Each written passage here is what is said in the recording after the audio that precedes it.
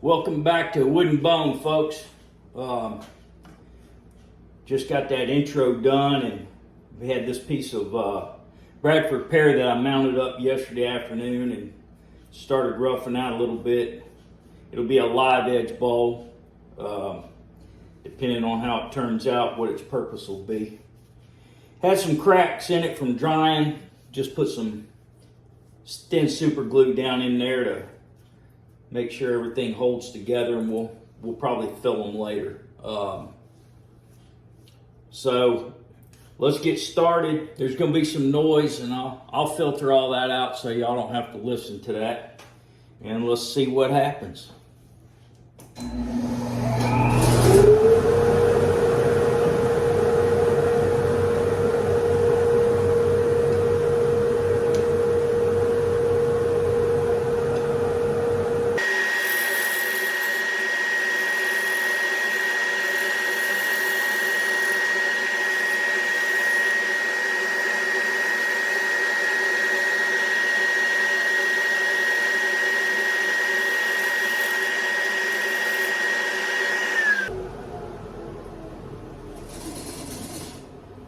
One of the things that I wanted to mention is that I'm pretty new to this. I've been turning, probably right at a year.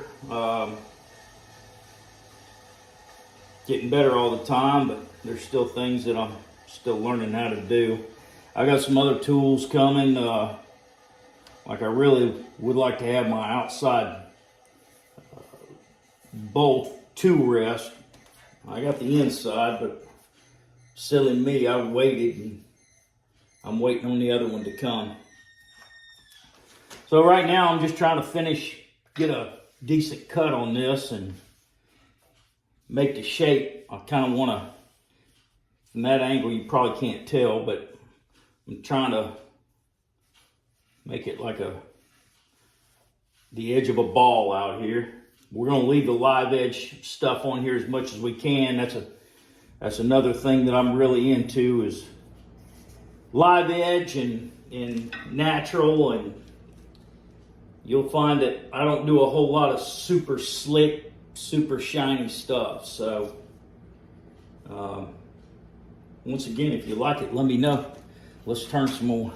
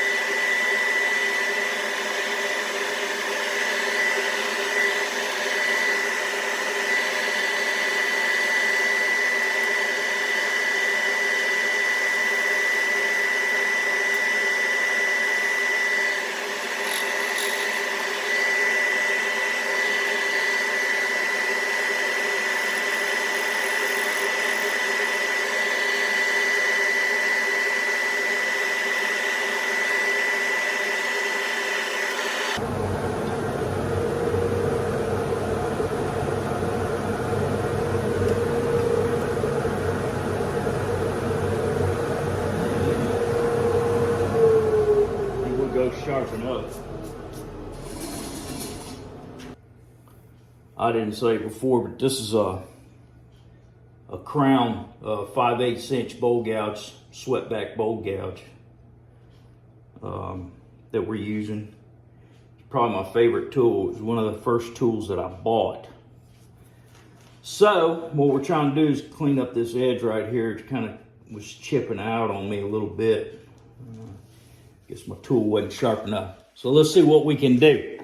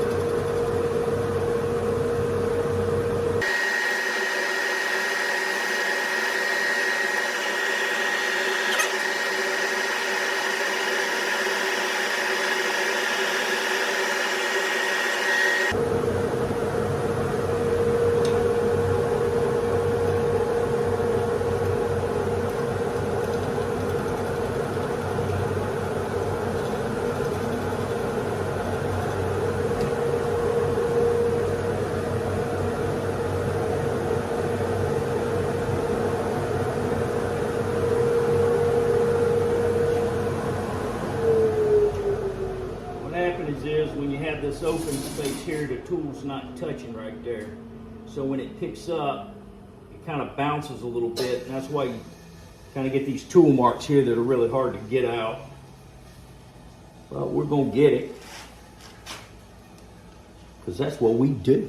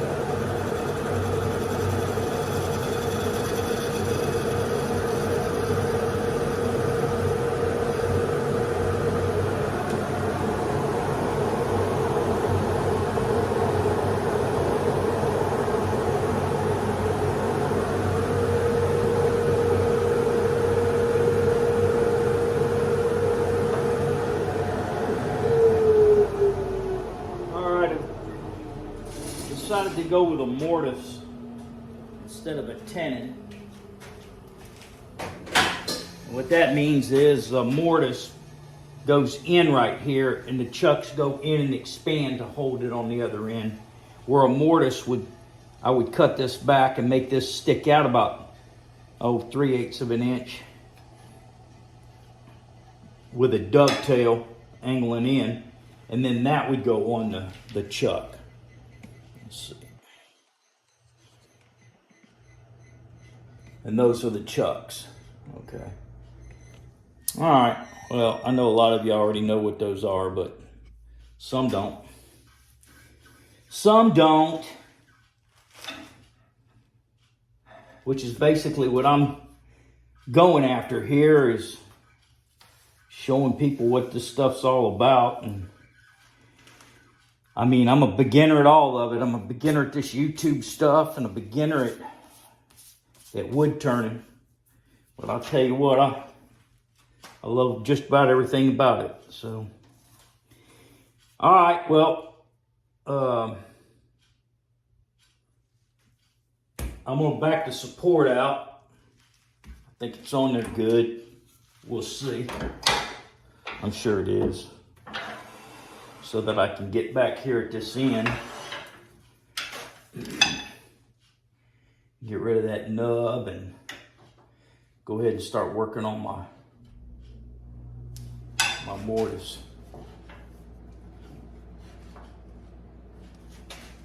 All right, more noise.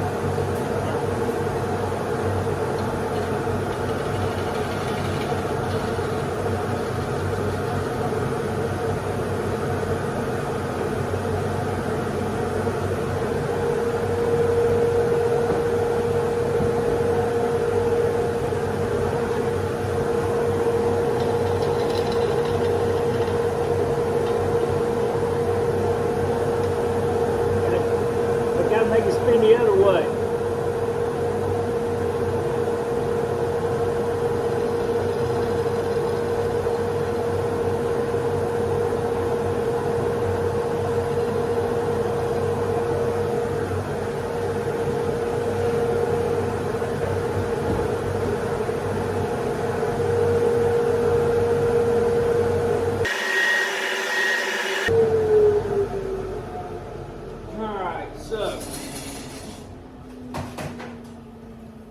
I'm not gonna put all this on there, but I'm fixing to fill these big cracks up, and then we'll get some sanding done, and then we'll get this thing flipped around and put it on the chuck.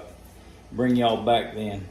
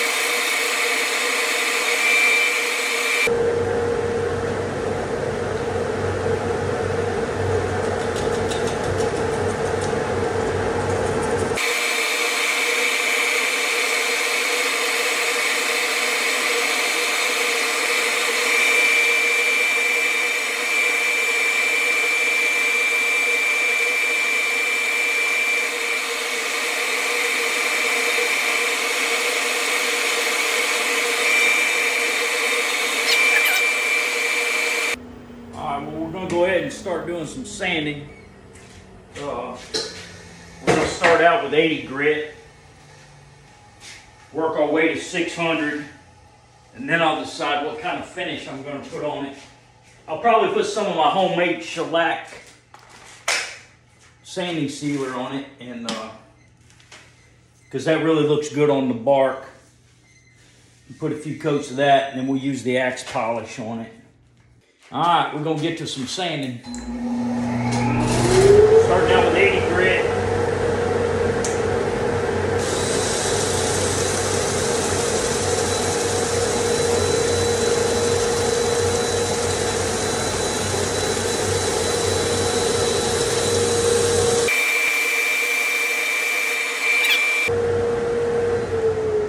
Like all the pros that I watch on there, Phil Anderson and those guys, I'm not gonna make you watch all this. So after I get it all sanded down, I'll come back.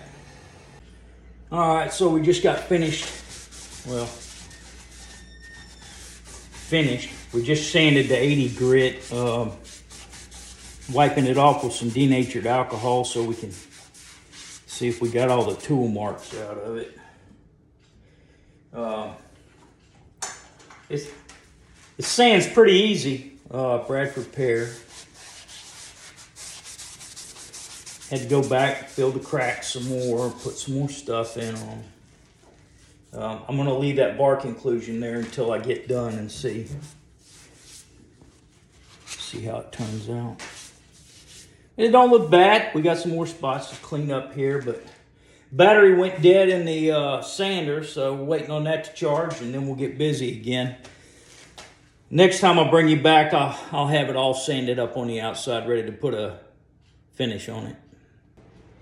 After a whole lot of sanding, I actually sanded it twice because I still had scratches in it that I didn't like. It's finally time to start putting some finish on it. And what we're going to do first is we're going to brush some of my homemade shellac sanding sealer into the bark. You can watch how that comes alive. And then we'll go back and wipe it all down. The outside part of it, the rest of it with a rag. And smooth out any drips or runs we might have around the edge. Shellac is made from a bug excrement that's actually like I guess a wax. Well, not even a wax, it's a hard finish. Makes a hard finish. You mix it with alcohol, depending on what cut, how thick you want it. This is a 2-pound cut. That's all I ever use. 2-pound cut. Turns out pretty nice. Wait till you see what it does to this Bradford Pear wood. Really makes it nice. Makes it nice. Kind of my go-to finish on a lot of things. The shellac, and then come back and polish it up with Axe polishing paste. It's food safe.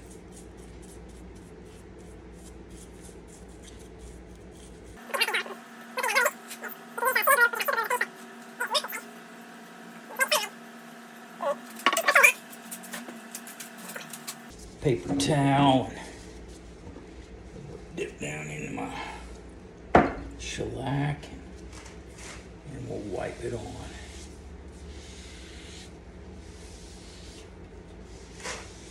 Now it absorbs it pretty fast, the first coat.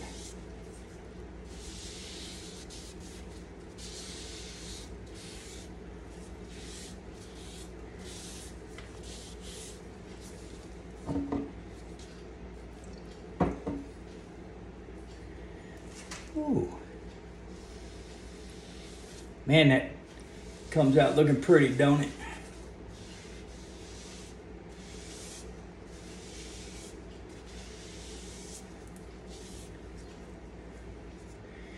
All right. Already looks good. The shine will stay on after we get a couple coats on it and get it polished up. So, all right, we'll come back on the next one. There's my shop helper, old Bo. He likes to come out here and get his peanut butter cookie. Hang out with me, keeps me company. We're gonna put the third and I think probably the final coat of shellac on our bolt.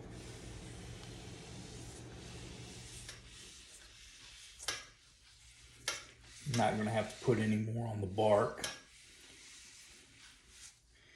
except what gets on there maybe by accident. You just have to see how fast it sucks this in.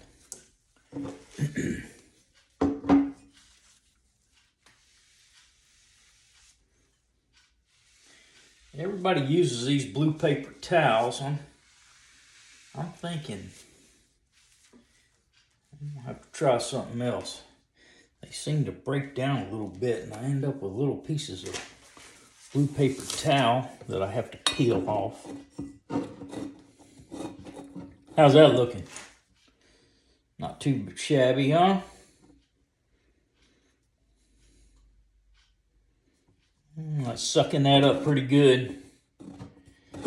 May have to put a fourth coat on there before we polish it up. All right, so we'll be back. Okay, so I've put the last coat of shellac on this, on it, rubbing it out. So what we're going to do next is we're going to use Axe polishing paste, or sanding paste, I'm sorry, and smooth that all out. Honestly, it's hard to do with a live edge bowl that has the bark going down the sides like this, because it's so rough, you know, it bounces. But we do it anyway and it works. Get it all cleaned up, get the outside done. It's about 5:11 p.m. It took me a long time to sand it first, and then putting the coats of shellac on took a while. Plus, my wife came out and we played some backgammon and drank a little wine together. So anyway, I'm going to come off this for now. Show you after I put the Axe polishing paste on. This has got to dry a little bit longer because I just put this shellac on. So when I do the sanding paste, I'll bring you all back and I'll let you watch that. All right, folks, it's the next day. And about, I think I got about at least 4 coats of shellac on this now. It finally quit absorbing it. So right now we're going to use some Axe sanding paste. Rub that in there.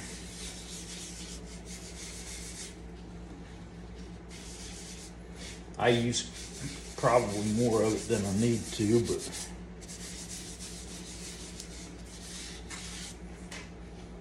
that's what I do. I really like this stuff. I looked at making my own and decided that somebody already makes it, and they don't make it where it costs that much more than if you make it yourself and you order everything and you got to mix it all up and all that. Now the shellac stuff I like to do myself. The sanding paste I don't think I'm gonna do. But anyway, let's get this thing to spinning here. You don't have to spin very fast for this. And I'm sure a lot of you have already watched a lot of videos on turning. I know I've watched, I'm gonna say thousands of them, because I watch them every day. See what the bark does to the paper towel as it's coming around. So when it comes to the polishing side of this, when you get ready to put the polish and restoring paste on, you get that same bounce. So I'm gonna reverse it, get the bounce happening on the other side as I wipe this off.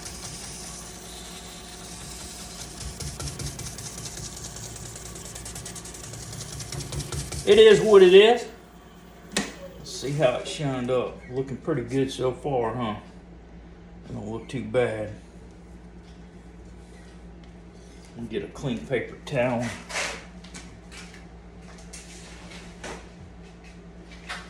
Supposed to spin it till your towel's clean, so that's what we're gonna do.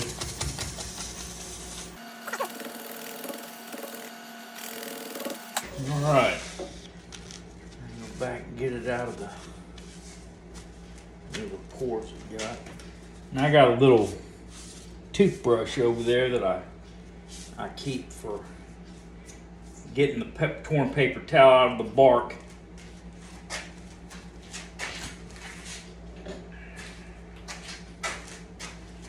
Just brush it out of there.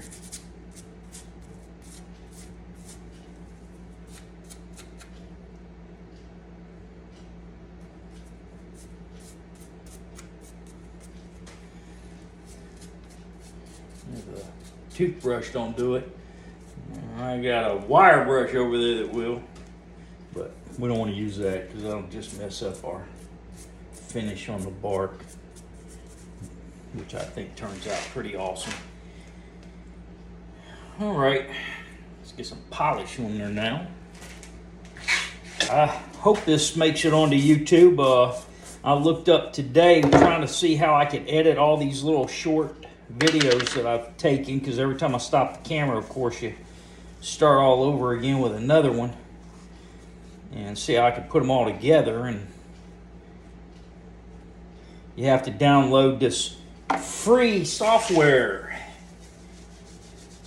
It's free to download, but it's not free to use. You got to pay a subscription to it, and it was $12 a month, and another one was $50 a year. And I'm like, okay, well, I guess $50 a year is not terrible. You plan on getting your money back out of it on your videos, but I really don't expect to. I don't expect to have that many followers and subscribers and everything, but if I do, that's awesome. Now on your polish,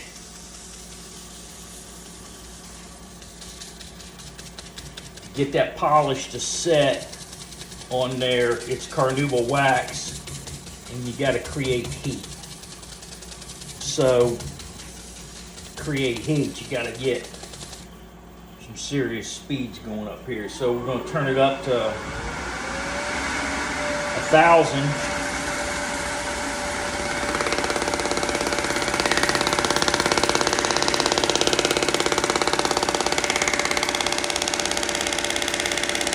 Generate a little heat. I can feel it through the paper towel.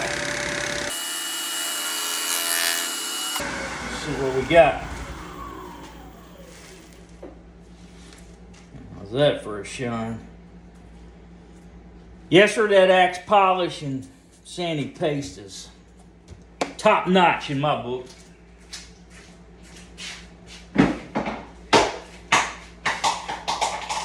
I got stuff flying off the shelves. All right, so we're gonna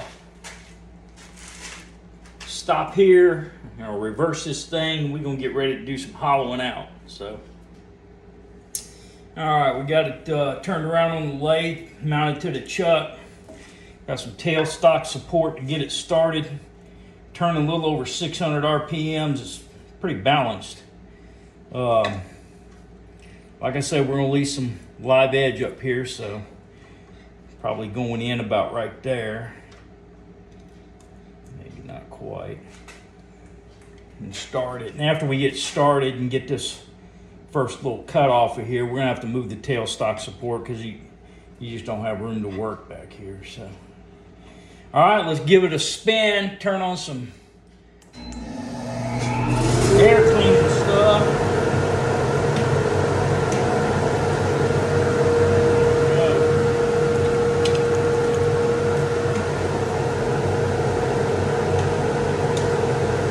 Sure it's spinning the right way first off.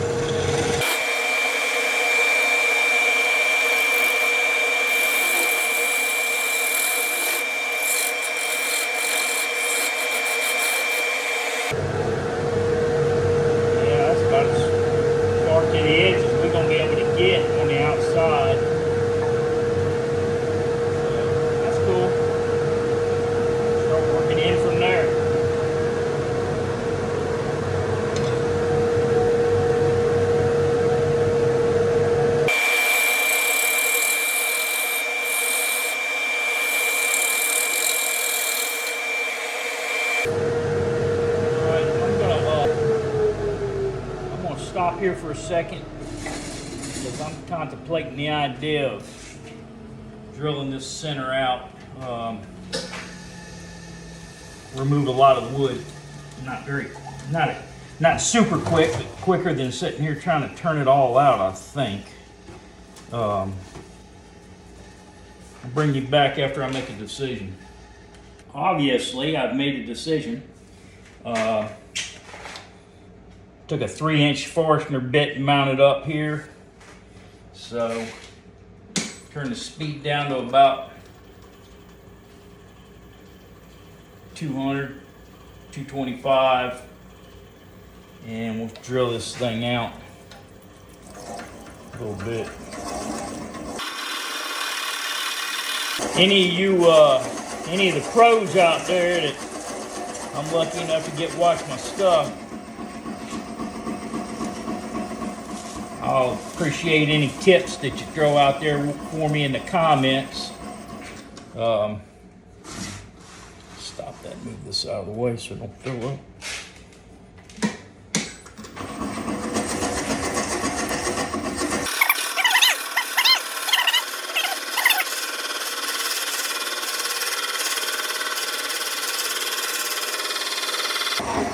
It takes a while to drill these things out.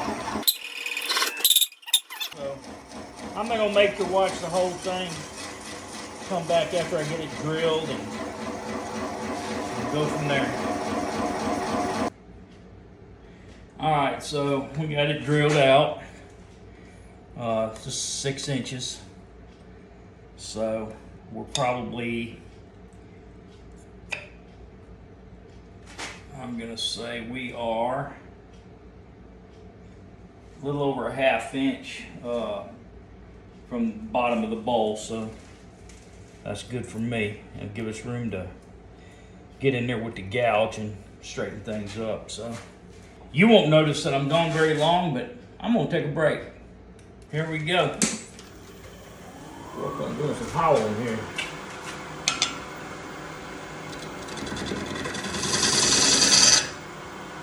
Turn on some noise.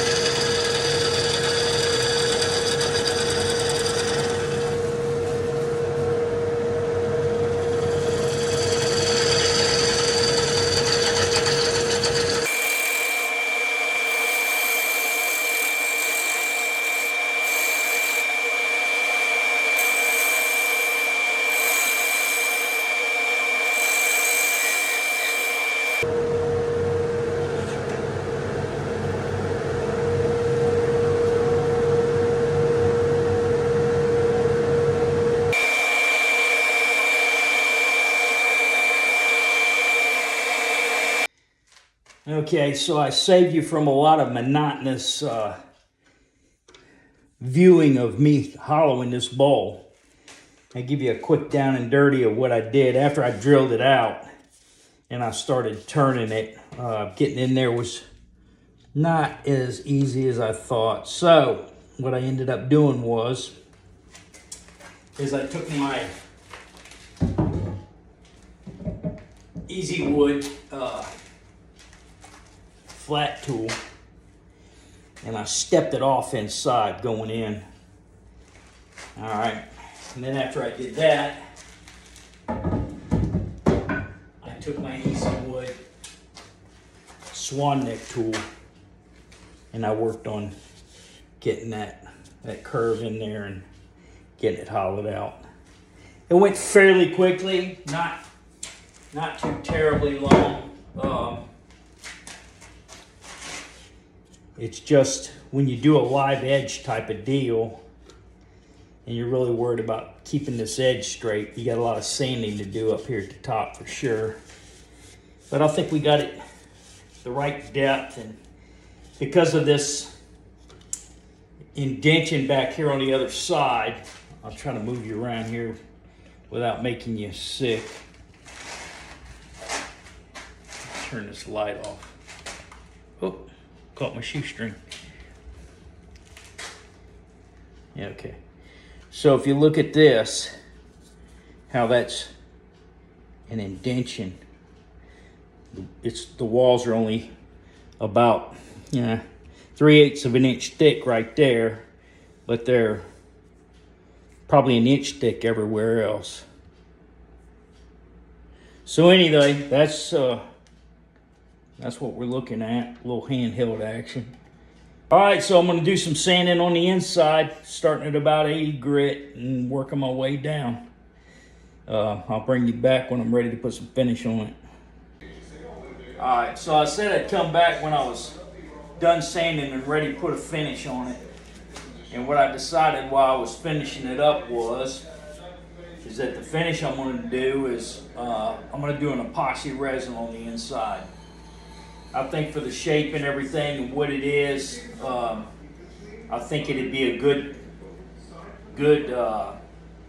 holder for a potted plant. You set your pot down in there with your plant on it, and by putting resin in, if your container leaked at all, it wouldn't ruin the piece. So because we've got a mortise in the bottom, all I got to do is put a little finish on the inside of that after I sign it and number it, because I number all my pieces. And then I think turned out pretty decent. So tomorrow I'll probably go ahead and put the resin inside it. So until then, I'll bring y'all back. I'm going to put a little more shellac up on the top here because I sanded the corners off this bark that was pretty sharp as well. So after I put the resin in it, I think what I'll do is I'll bring y'all back and show you the final thing. And I'm sure this video's gotten long enough as it is. So I appreciate you watching up to this point, and hope you'll come back to see the finished product. Okay, so our Bradford Pear bowl is finished. We did the epoxy resin on the inside. I just finished putting the final coat on it. Well, what I decided to do was make this a bowl to hold a planter. You can set a plant in there, and that's why I went with the epoxy resin finish, so that if your pot leaked in there, something, it wouldn't ruin the bowl, wouldn't mess it up. I thought it turned out pretty decent. I think somebody will like it. Hope you like it. Leave some comments in the comments section. I hope you enjoyed the videos. I hope you come back and see me. Subscribe to my channel. And let's see where we go from here. Thank you.